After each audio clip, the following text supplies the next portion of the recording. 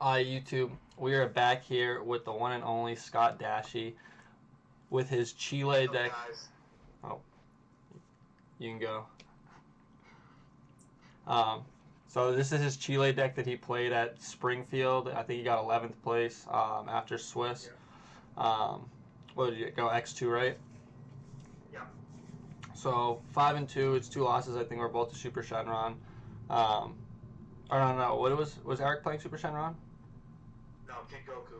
Oh, Kid Goku. So it was one to Tony Creator, who ended up winning the event, and one to Eric Goodwin, who was playing Kid Goku with a little spicy tech.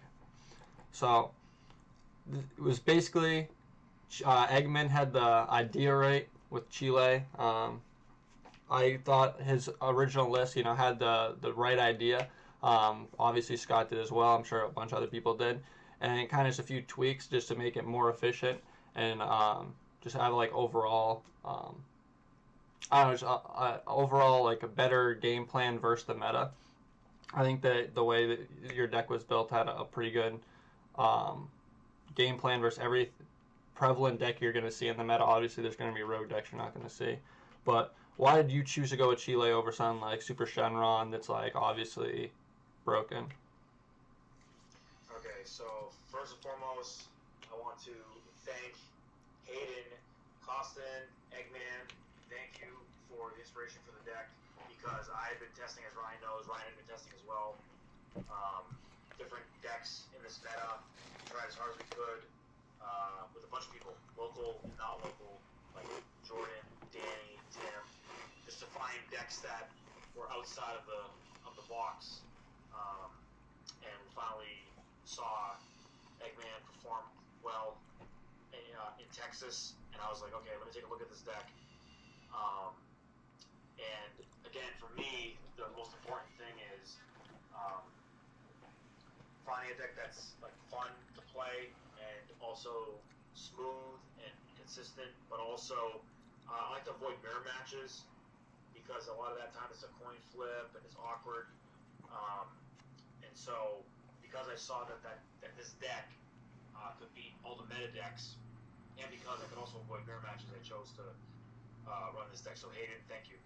Yeah, like this is one of the decks that really stood out to me. As soon as Set 6 was coming out, I looked at Cheelai because I read a Kind Wish, and I'm sure anyone that has read this card, it's just like, wow, that is absurd.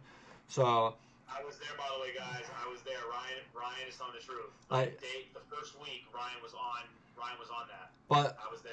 there's no good way to awaken. Even Trunks before with getting two Dragon Balls to the effect, it's just, you had to tap out to get two Dragon Balls. Just that was not good enough. Oob just really was the key that this deck needed to become playable, and it just really put it into like a good spot in the meta. There was a number of people that going into Springfield that asked me like what they would play or what I would play because I couldn't attend the event, and I told them I would play Super Shenron because my card availability. But if I had availability to any card, because basically I couldn't use this deck because Scott is the only one I know with Victory Strike, and he was using Victory Strike, so I can't use it too. So I was like, I would use Super Shenron. But if I had like access to Victory Strike and everything, I'm like, I would use Cheelai because I like the way it plays more than Super Shenron to my play style. It's like a control deck.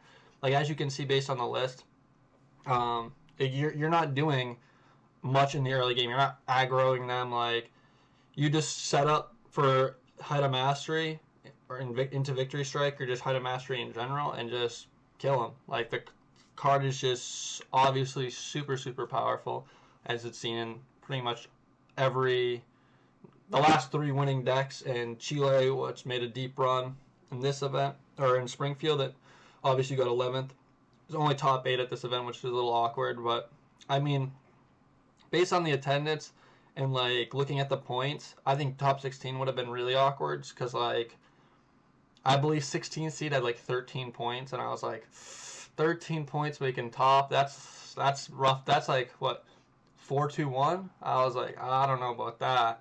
That's why I was like, I guess top 8 made sense, but it's still like it's it's rough. Like based on breakers and everything, because X2 did make top 8. I think two X2s made top 8. That's just all based on breakers. Yeah.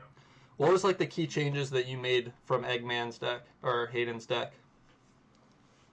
Okay, so I already talked to Hayden actually, and the first thing I said, one of the things I said was the sideboard was an issue, and I didn't like that, but I'll get to that after. But the first thing I want to say is the main board is pretty much the same shell because you can't really run much else different without being really screwed up.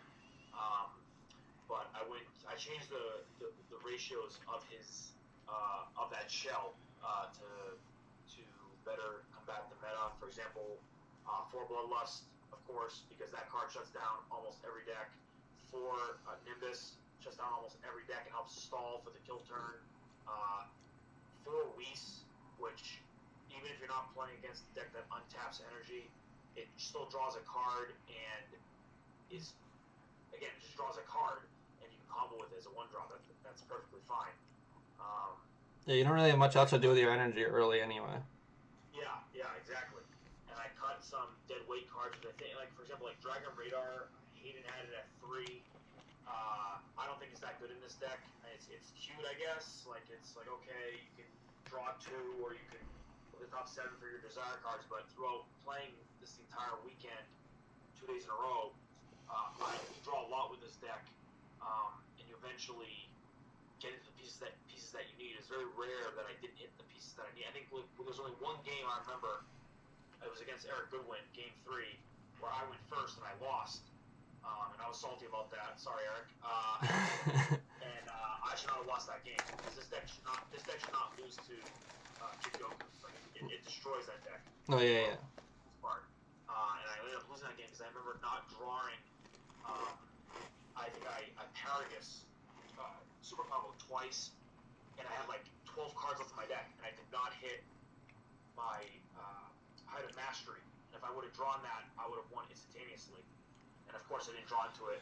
And that was an example of like me not. Yeah, when. Otherwise, this deck hits what it needs. Did you like the 2 Shocking Death Ball? When I first looked at the list, I was like, oh, like I like Shocking Death Ball, like the idea of the card, but obviously you can't go like too heavy on it because you need the yellow. That's why like I don't think Master Roshi's that great right now, but I understood that he's a combo card and he's yellow. That was like I'm assuming the main reason for playing that over Shocking Death Ball. But like how useful is Shocking Death Ball to like just pop stuff off like first Kid Coup and like other just decks within the meta? Alright, so that leads into the sideboard discussion because I was going to consider sideboarding it, but then I kept it at 2. I think 1 is probably a cute, you could run it as a cute 1 of. I was siding out a 1 Death Ball in certain matchups, keeping 1 in the main board, because I always had negates in hand. Yeah, like obviously you're pretty heavy on negates. Yeah, so I didn't have to go all out. And of course, if someone drops Height of Mastery, I can Sparking Death Ball if I have to survive. But it wasn't really, it was whatever. But the sideboard, back to the sideboard, if you look at Hayden's original list, it was kind of like 3 ofs and 4 ofs, just adding excess cards that were already in the main board. And so I changed it up a little bit. Of course, I kept Tien in there. Because Tien, I was afraid of Janemba. And all the Janemba decks that I played, I 2-0'd.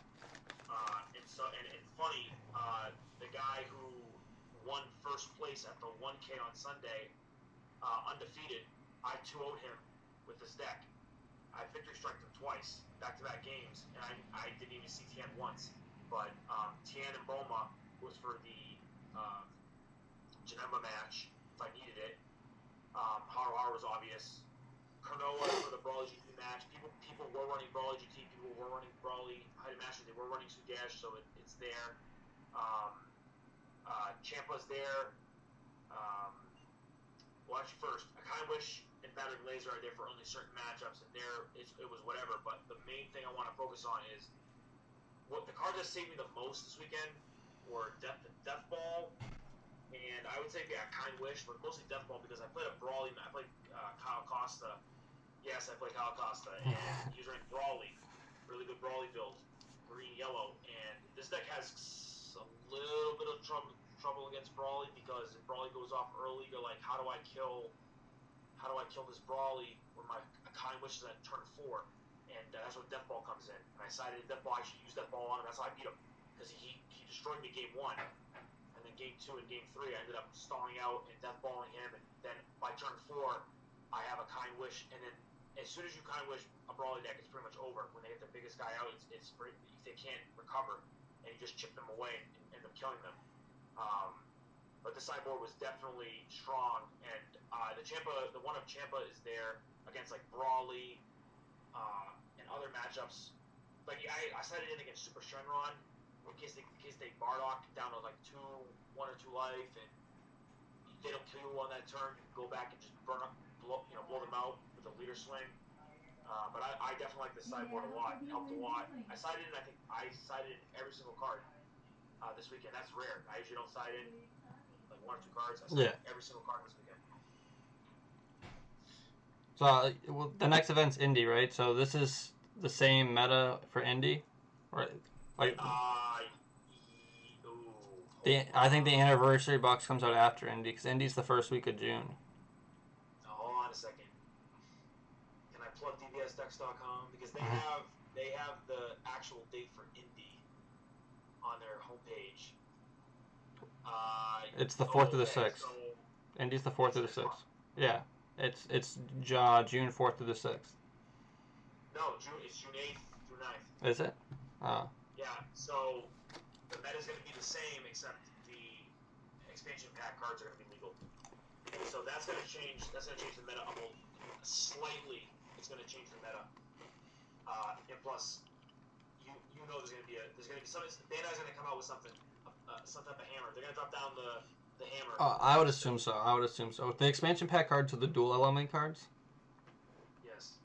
Oh, wow. I didn't know those were coming out that early. I thought they came out 2 weeks. Oh, well, I'm a little behind the loop on that.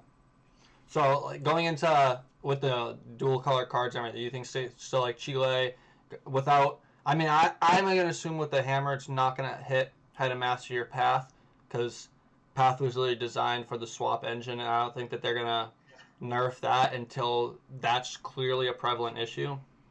I think the main card everyone is complaining about is Child's Wish, which I agree is broken.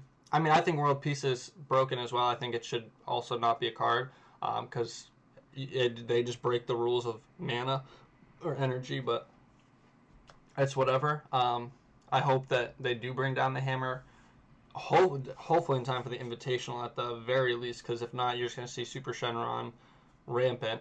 It's going to be unfortunate. Or just all Super Shenron hate. But, like, even though you saw people like all day on the stream playing a ton of hate in their decks, and Super Shenron still dominated the top cut, like the deck's just degenerate. Like it's degenerate. Like you can even Child's Wish Crisis Crusher and stuff to just remove the hate and just wait to go off.